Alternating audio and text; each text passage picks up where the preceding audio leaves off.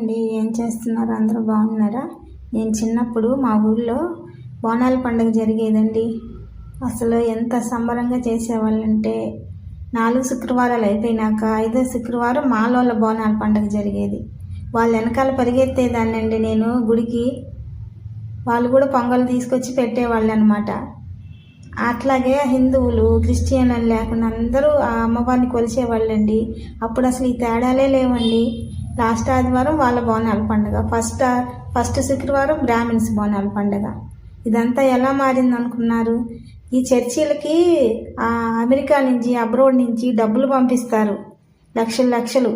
ఎందుకంటే మీరు అందరినీ మార్చండి, ఒక్కొక్కరిని చర్చీలకు తీసుకురండి, మతాన్ని మార్చండి అని చెప్పి వీళ్ళకి డబ్బులు పంపిస్తున్నారు. ఆ డబ్బులకు ఆశపడి ఈ పాస్టర్లు అందరూ ఏం చేస్తున్నారు? మన దేవుడు వాళ్ళు కాదు, మన దేవుడు యేసుప్రభు